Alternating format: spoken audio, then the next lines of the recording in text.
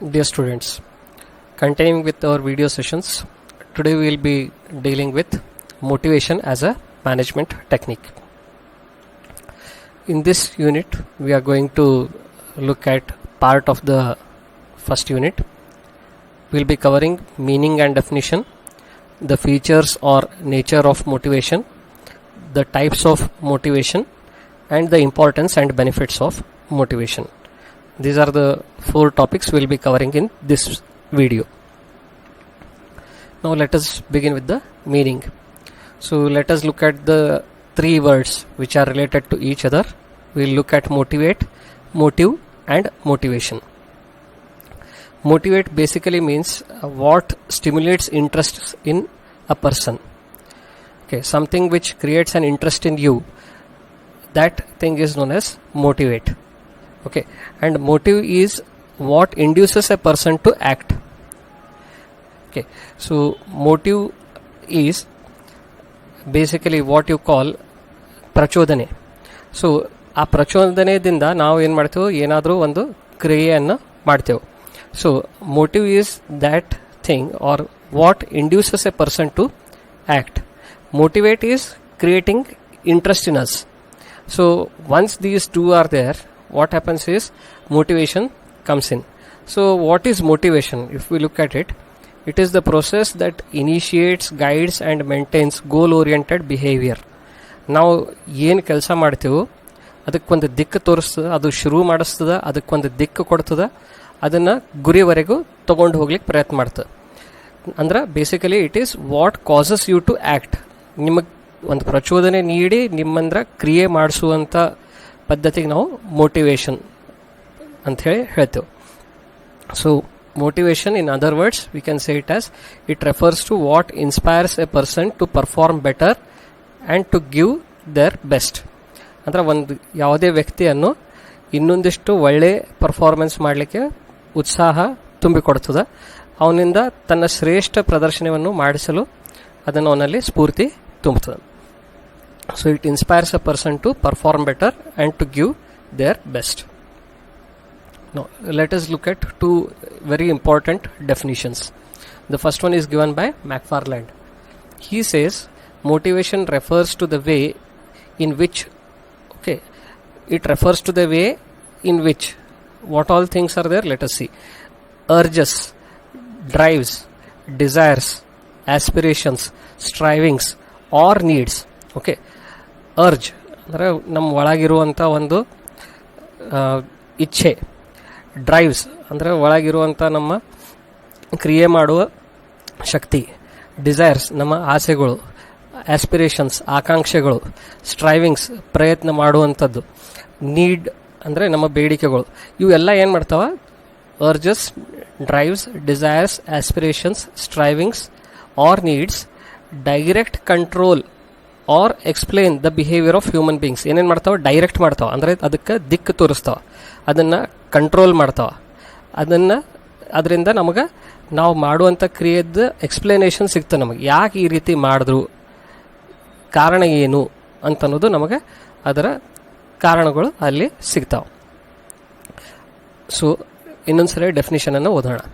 Motivation refers to the way in which urges, drives, desires, aspirations, strivings or needs direct, control or explain the behavior of human beings.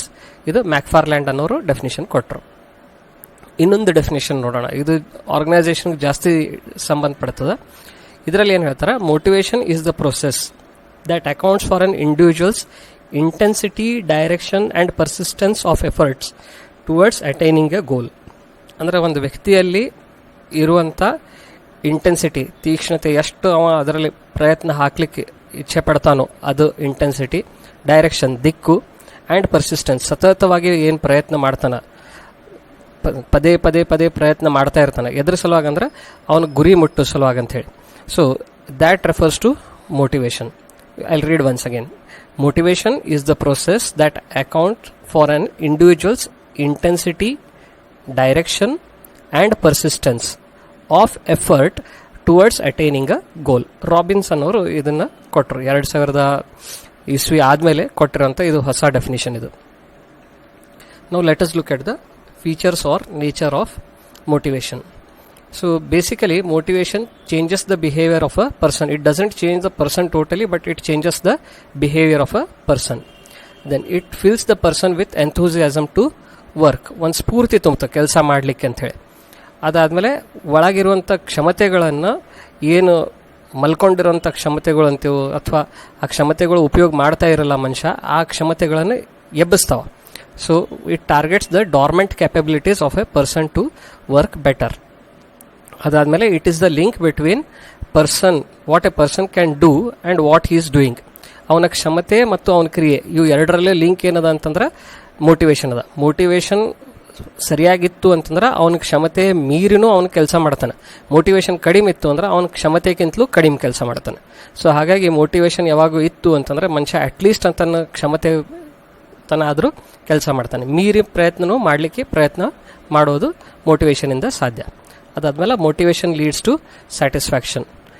ಅದಾದಮೇಲೆ motivation positive ಇರ್ಬೋದು, negative ಇರ್ಬೋದು, ಅಥವಾ ಇನ್ನೊಂದು classification ಅಂದರೆ internal ಅಥವಾ external ಆಗಿರ್ಬೋದು.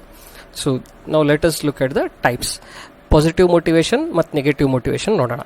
Positive motivation ಏನಪ್ಪ ಅಂತಂತಂದರೆ ಅವನಿಗೆ ಇನ್ಸೆಂಟಿವ್ ಸಿಗ್ತಾವ, ರಿವಾರ್ಡ್ ಸಿಗ್ತಾವ, benefit, bonus, increment, better facilities, promotion, recognition. These are things which are usually external in nature, but they are positive because a person feels happy when he gets all these things and he makes an efforts to get them. On the other hand, we have negative motivation, and these negative motivations are basically kind of fear or threat. So this may be these include like delay in growth, penalty, demotion, punishments, reduced authority, pay cut, punishment transfer. These are things which make a person afraid, and to avoid these negative consequences he works. So positive motivation is to get something, negative motivation is to avoid things. Okay, carrot and stick anteo. Carrot andre reward, stick andre punishment. So carrot alli namagenu, we try to get the carrot, so the horse moves forward to get the carrot. On the other hand, if the horse stays still, the person who is riding, he begins to hit the horse. So the horse, in order to avoid the beating, begins to run. So you can either offer the carrot to make the horse run, or you can beat the horse to run. So we also logically know that it is better to offer the carrot to make the horse run, because it will begin to like you. Similarly, employees, they like positive motivation rather than negative motivation. The other classification is internal and external. Internal is also known as intrinsic, external is also known as extrinsic. So internal motivation is basically self-motivated. The person is interested in doing something, he enjoys doing that thing, and usually this internal motivation is positive in nature. He does the things because he wants to get the satisfaction in doing the job or whatever work is involved. External is the motivation is caused by others, and the person does the work because when he is told to do it. Okay, ಬೇರೆಯವ್ರು ಹೇಳ್ತಾರೆ ಆ ಕೆಲಸನ ಮಾಡಬೇಕಾಗ್ತದೆ, ಆ ಟೈಮಿಗೆ external motivation ಕೆಲಸಕ್ಕೆ ಜಾಸ್ತಿ ಬರ್ತದೆ. ಅವನಿಗೆ ಆ ಕೆಲಸ ಮಾಡೋಲ್ಲಿ ಖುಷಿ ಸಿಗಬಹುದು, ಸಿಗದೇ ಇರಬಹುದು. ಓಕೆ, ಮತ್ತು ಅದೇ ರೀತಿ ಏನು ಅವನು ದೃಷ್ಟಿಕೋನದ ಮೇಲೆ ಡಿಪೆಂಡ್ ಆಗ್ತದೆ. ಆ ಎಕ್ಸ್ಟರ್ನಲ್ ಮೋಟಿವೇಶನ್ ಏನಿದೆ ಪಾಸಿಟಿವ್ ಇದೆನಾ ನೆಗೆಟಿವ್ ಇದೆ ಅಂತ ಅನ್ನೋದು it depends on the attitude of the person. ಈ ಒಂದು ಚಾರ್ಟ್ ನೋಡೋಣ. ಟಾಪ್ ಲೆಫ್ಟ್ ಹ್ಯಾಂಡ್ ಕಾರ್ನರಲ್ಲಿ ಪಾಸಿಟಿವ್ ಮೋಟಿವೇಶನ್ ಇದ್ದು ಇಂಟ್ರೆನ್ಸಿಕ್ ಇದ್ದಾಗ ಅದನ್ನು ನಾವು ಡಿಸೈರ್ಸ್ ಅಂತೀವಿ. ಆಸೆಗಳು ಇರ್ತಾವೆ. ಆಸೆಗಳು ನಮಗೆ ಒಳಗಿಂದನೇ ಪ್ರಚೋದನೆ ನೀಡ್ತಾವೆ. ಆ ಆಸೆಯನ್ನು ಪೂರೈಸಲಿಕ್ಕೆ ನಾವು ಪ್ರಯತ್ನ ಮಾಡ್ತೇವೆ, ಅದು ಪಾಸಿಟಿವ್ನೂ ಇರ್ತದೆ. ಇನ್ನೊಂದು ಕಡೆ ನಾವು ನೋಡಿದಾಗ ಟಾಪ್ ರೈಟ್ ಹ್ಯಾಂಡ್ ಕಾರ್ನರಲ್ಲಿ ಅಲ್ಲಿ ಇಂಟ್ರೆನ್ಸಿಕ್ ಮೋಟಿವೇಶನ್ ನೆಗೆಟಿವ್ ಇರುವಂಥದ್ದು, ಅಂಜಿಕೆ. ಅಂದ್ರೆ ಒಳಗಿಂದ ನಮಗೆ ಅಂಜಿಕೆ ಇರುತ್ತೆ, ಯಪ್ಪ ನಾನು ಕೆಲಸದಿಂದ ತೆಗೆದು ಹಾಕಿದ್ರೆ ಹೆಂಗೆ, ನನಗೆ ಪನಿಷ್ ಮಾಡಿದ್ರೆ ಹೆಂಗೆ. ಅದು ಫಿಯರಿಂದ ಏನು ಮಾಡ್ತೀವಿ ನಾವು ಕೆಲಸ ಮಾಡ್ತೇವೆ. ಸೊ ಅದು ಫಿಯರ್. ನಮ್ಗೆ ಇಚ್ಛೆ ಇದ್ದು ಪ್ರಯತ್ನ ಮಾಡೋದು ಅದು ಪಾಸಿಟಿವ್ ಮತ್ತು ಇಂಟ್ರೆನ್ಸಿಕ್. ಅಂಜಿಕೆಲಿಂದ ಕೆಲಸ ಮಾಡೋದು ಇಂಟ್ರೆನ್ಸಿಕ್ ಹಾಗೂ ನೆಗೆಟಿವ್ ಇರುತ್ತೆ. ಇನ್ನು ಲೆಫ್ಟ್ ಹ್ಯಾಂಡ್ ಸೈಡ್ ಬಾಟಮಲ್ಲಿ ಪಾಸಿಟಿವ್ ಇದ್ದು ಎಕ್ಸ್ಟ್ರೆನ್ಸಿಕ್ ಅಂದರೆ ಹೊರಗಿಂದ ಬರುವಂಥ ಪ್ರಚೋದನೆಗಳು, ಆದರೆ ಅದು ಪಾಸಿಟಿವ್ ಇರ್ತಾವೆ. ಅಂದರೆ ರಿವಾರ್ಡ್ಸ್ ನಾವು ಏನು ನೋಡಿದ್ವಿ ಶುರುವಲ್ಲಿ, ರಿವಾರ್ಡ್ಸ್ ಅಂದರೆ ಪರ್ಫಾರ್ಮೆನ್ಸ್ ಮಾಡಿದ್ರೆ ಒಳ್ಳೆ ರಿವಾರ್ಡ್ ಸಿಗ್ತದೆ, ಇನ್ಸೆಂಟಿವ್ ಸಿಗ್ತಾವ, ಸ್ಯಾಲ್ರಿ ಇನ್ಕ್ರಿಮೆಂಟ್ ಸಿಗ್ತದೆ, ಪ್ರಮೋಷನ್ ಸಿಗ್ತದೆ, ರಿವಾರ್ಡ್ಸ್ ಸಿಗ್ತವೆ. ಇದರಿಂದ ನಾವು ಏನು ಸ್ಫೂರ್ತಿ ತೊಗೊಂಡು ಕೆಲಸ ಮಾಡ್ತೀವೋ ಅದನ್ನು ನಾವು ಪಾಸಿಟಿವ್ ಎಕ್ಸ್ಟ್ರಿನ್ಸಿಕ್ ಮೋಟಿವೇಶನ್ ಅಂತೀವಿ. ಇದಕ್ಕೆ ರಿವಾರ್ಡ್ಸಲ್ಲಿ ಕ್ಲಾಸಿಫೈ ಮಾಡ್ತೀವಿ. ಇನ್ನು ಎಕ್ಸ್ಟ್ರಿನ್ಸಿಕ್ ಇದ್ದು ನೆಗೆಟಿವ್ ಇರುವಂಥದ್ದು ಅಂದರೆ ಥ್ರೆಟ್. ಅಂದರೆ ಏನು ಥ್ರೆಟಪ್ಪ ಅಂದರೆ ನೀವು ಇದು ಮಾಡಲಿಲ್ಲ ಅಂದರೆ ಈ ಕಾನ್ಸಿಕ್ವೆನ್ಸ್ ಆಗ್ತದೆ, ಅಥವಾ ನೀವು ಈ ರೀತಿ ಬಿಹೇವಿಯರನ್ನು ಚೇಂಜ್ ಮಾಡ್ಕೊಳ್ಳಿಲ್ಲ ಅಂದರೆ ಈ ರೀತಿ ನಿಮಗೆ ದುಷ್ಪರಿಣಾಮಗಳು ಆಗ್ತಾವ ಅಂತನ್ನೋದು ಏನು ಬೆದರಿಕೆ ಅಥವಾ ಅಂಜಿಕೆ ಬೇರೆಯವ್ರು ಹುಟ್ಟಿಸ್ತಾರೋ ಅದನ್ನು ನಾವು ಥ್ರೆಟ್ ಅಂತೀವಿ. ಸೊ ಸಮಥಿಂಗ್ ಲೈಕ್ ನಿಮಗೆ ಪ್ರಮೋಷನ್ ಸಿಗೋದಿಲ್ಲ, ನಿಮ್ಮ ಪ್ರಮೋಷನ್ ಡಿಲೇ ಆಗ್ತದೆ, ಅಥವಾ ನಿಮಗೆ ಡಿಮೋಷನ್ ಮಾಡ್ತೇವೆ, ನಿಮಗೆ ನೌಕರಿಲಿಂದ ತೆಗೆದು ಹಾಕ್ತೇವೆ. ಸೊ ಈ ರೀತಿದು ಥ್ರೆಟ್ಸ್ ಏನಿರ್ತಾವೆ they act as extrinsic negative motivators. Now let us look at the importance and benefits of the motivation. So builds people centric organization. This is point number 1. ಅಂದರೆ ಮೋಟಿವೇಶನ್ ಇರೋದರಿಂದ ಏನಾಗ್ತದೆ, ನಮ್ಮಲ್ಲಿ ಮಾಡುವಂಥ ಜನ ಏನು ಕೆಲಸ ಮಾಡ್ಲಿಕ್ಕೆ ಜನರಿದ್ದಾರೆ ಅವರನ್ನು ಸೆಂಟ್ರಲ್ಲಿಟ್ಟು ನಾವು ನೋಡ್ಲಿಕ್ಕೆ ಶುರು ಮಾಡ್ತೇವೆ. ಅಂದ್ರೆ ಎಂಪ್ಲಾಯೀಸನ್ನು ನಾವು ಮೋಟಿವೇಟ್ ಮಾಡಿದ್ವಿ ಅಂತಂದ್ರೆ ಅವ್ರ ಪರ್ಫಾರ್ಮೆನ್ಸ್ ಸರಿ ಮಾಡ್ತಾರೆ. ಅವ್ರ ಪರ್ಫಾರ್ಮೆನ್ಸ್ ಸರಿ ಮಾಡಿದ್ರು ಅಂತಂದರೆ ಆರ್ಗನೈಸೇಷನಲ್ಲಿ ಎಲ್ಲ ಕೆಲಸಗಳು ಸರಿಯಾಗಿ ಆಗ್ತಾವೆ. ಒಬ್ರಿಗೊಬ್ರು ಕೋಆರ್ಡಿನೇಷನ್ ಕೋಆಪ್ರೇಷನ್ಲಿಂದ ಕೆಲಸ ಮಾಡ್ಲಿಕ್ಕೆ ಅನುಕೂಲ ಆಗ್ತದೆ, ರಿಸಲ್ಟ್ಸ್ ಬೇಕಾಗಿದ್ದಂಗೆ ಬರ್ತಾವ ಅಂಥೇಳಿ. So it when you have a motivation system in place it builds a people centric organisation. So ಏನು ಮೇಲೆ ನಾವು ಫೋಕಸ್ ಮಾಡ್ತೀವಿ ಅಂದರೆ ಜನರ ಮೇಲೆ ಫೋಕಸ್ ಮಾಡಿದ್ರೆ ಆಟೋಮೆಟಿಕ್ಕಾಗಿ ರಿಸಲ್ಟ್ ಸಿಗ್ತಾವೆ. ನಾವು ಅದನ್ನು ಬಿಟ್ಟು ಪ್ರಾಫಿಟ್ ಮೇಲೆ ಫೋಕಸ್ ಮಾಡಿದ್ವಿ, ಅಥವಾ ಟಾರ್ಗೆಟ್ಸ್ ಮೇಲೆ ಫೋಕಸ್ ಮಾಡಿದ್ವಿ, ರಿಸಲ್ಟ್ಸ್ ಮೇಲೆ ಫೋಕಸ್ ಮಾಡಿದ್ವಿ, ಔಟ್ಪುಟ್ ಮೇಲೆ ಫೋಕಸ್ ಮಾಡಿದ್ವಿ ಅಂದ್ರೆ ಏನಾಗ್ತದೆ, ಪೀಪಲ್ ಸೆಂಟ್ರಿಕ್ ಆಗೋದು ಬಿಟ್ಟು ಅದೆಲ್ಲ ಪ್ರೊಸೆಸ್ ಸೆಂಟ್ರಿಕ್ ಅಥವಾ ಪ್ರಾಫಿಟ್ ಸೆಂಟ್ರಿಕ್ ಆಗಿ ಜನರ ಮೇಲೆ ಒತ್ತಡ ಬೀಳ್ತದೆ, ಪರ್ಫಾರ್ಮೆನ್ಸ್ ಕಡಿಮೆ ಆಕ್ಕೋತ ಹೋಗ್ತದೆ. ಸೊ ನೆಕ್ಸ್ಟ್, ಮೋಟಿವೇಶನ್ ಇದ್ದಾಗ ವಾಲಂಟ್ರಿ ಪರ್ಫಾರ್ಮೆನ್ಸ್ ಇನ್ಕ್ರೀಸಸ್. ಅಂದರೆ ಸ್ವಪ್ರೇರಣೆಯಿಂದ ಕೆಲಸ ಮಾಡುವಂಥ ಪ್ರಕ್ರಿಯೆ ಅಥವಾ ಪದ್ಧತಿ ಆರ್ಗನೈಸೇಷನಲ್ಲಿ ಹೆಚ್ಚಾಗ್ತದೆ. ಯಾಕಂದರೆ ಜನರಲ್ಲಿ ಮಂದಿಗೆ ಮೋಟಿವೇಶನ್ ಸಿಗ್ಲಿಗತ್ತ ಅಂತ ಅಂದ್ಕೂಡಲೇ ಅವರು ತಾವಾಗೆ ಕೆಲಸ ಮಾಡ್ತಾರೆ, ನಿಮಗೆ ಫೋರ್ಸ್ ಮಾಡೋದು ಹತ್ತಂಗಿಲ್ಲ. ಫೋರ್ಸ್ ಮಾಡಿದಾಗ ವಾತಾವರಣ ಕೆಡ್ತದೆ. The atmosphere in the organisation begins to deteriorate if there is force on the employees to perform. Whereas on the other hand, if the voluntary performance is increasing, automatically there is lesser supervision needed, lesser criticism happens, and it leads to good relations between the employees and their superiors. Then it also boosts the employee morale. Andre group morale anta ಏನಂತೀವಿ ಅಂದ್ರೆ ಒಂದು overall feeling within the organisation. ಎಲ್ಲರೂ collectively ಇದ್ದಾಗ ಅವ್ರಿಗೆ ಏನು ರೀತಿ ಉತ್ಸಾಹ ಇದೇನೋ ಇಲ್ಲೋ, ಎಲ್ಲರ ನಡುವೆ ಉತ್ಸಾಹದ ವಾತಾವರಣ ಇದೆಯೋ ಏನೋ ಒಂದು ಕುಂಠಿತ ಮನೋಭಾವ ಆಗಿದೆಯೋ ಅಂಥೇಳಿ. ಸೊ ಉತ್ಸಾಹದ ವಾತಾವರಣ ಇತ್ತು ಆರ್ಗನೈಸೇಷನಲ್ಲಿ ಅಂದರೆ ಆಟೋಮೆಟಿಕ್ ಆಗಿ ಎಲ್ಲರೂ ಸರಿಯಾಗಿ ಕೆಲಸ ಮಾಡ್ತಾರೆ. ಸೊ ಮೋಟಿವೇಶನ್ ಇದ್ದಾಗ it boost the employee morale. Then it enhances the organisational reputation. ನಿಮ್ಮ ಎಂಪ್ಲಾಯೀಸ್ ಖುಷಿ ಇದ್ದಾರೆ ಅಂತಂದ್ರೆ ಅವ್ರ ಹೊರಗೆ ಆರ್ಗನೈಸೇಷನ್ ಬಗ್ಗೆ ಪಾಸಿಟಿವ್ ಮಾತಾಡ್ತಾರೆ. ಆವಾಗ ಆರ್ಗನೈಸೇಷನ್ದು ರೆಪ್ಯುಟೇಷನ್ ತಾನೇ ಒಳ್ಳೇದಾಗ್ತದೆ. ಜನರಲ್ಲಿ ಕೆಲಸ ಮಾಡೋರನ್ನ ಒಳ್ಳೆ ದೃಷ್ಟಿಯಿಂದ ನೋಡ್ತಾರೆ, ಪ್ಲಸ್ ಅಲ್ಲಿ ಬಂದು ಕೆಲಸ ಮಾಡಬೇಕು ಅಂತನೋ ಆಸೆನೂ ಜನರಲ್ಲಿ ಹುಟ್ಟುತ್ತದೆ. ಆ ರೀತಿ ಅಟ್ಮಾಸ್ಫಿಯರ್ ಕ್ರಿಯೇಟ್ ಆಯಿತು ಅಂತಂದ್ರೆ ಆರ್ಗನೈಸೇಷನ್ದು ಏನದ ರೆಪ್ಯುಟೇಷನ್ ಹೆಚ್ಚಾಗ್ತದೆ. Then it keeps the organisation ready to change or adjust. Employees motivated ಇದ್ರು ಅಂತಂದ್ರೆ ಯಾವುದೇ ಬದಲಾವಣೆಗೆ ಅವರು ಅಡ್ಜಸ್ಟ್ ಆಗ್ಲಿಕ್ಕೆ ರೆಡಿ ಆಗ್ತಾರೆ. ಇಲ್ಲ ಅಂದ್ರೆ ಬದಲಾವಣೆ ಸಹಜವಾಗಿ ಯಾವಾಗಲೂ ನಾವು ಬದಲಾವಣೆ ಬೇಡ ಅಂತೇವೆ.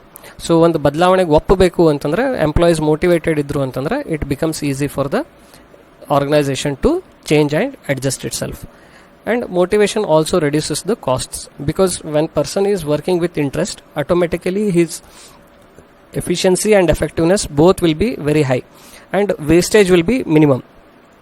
Therefore the cost of production decreases, not just in production department, in various other departments also repetition of the tasks etc gets down and the quality improves. Therefore the cost will be reduced.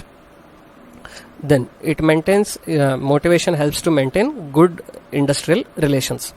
ಅಂದರೆ industrial relation ಅಂದರೆ employee relation, employer relation, employer relation, ಮತ್ತು ಇವ್ರದ್ದು employee ಮತ್ತು ಎಂಪ್ಲಾಯರ್ದು government ಜೊತೆ relations ಇದೆಲ್ಲ ಅನ್ನೋದು ಸರಿಯಾಗಿ ಉಳಿತು.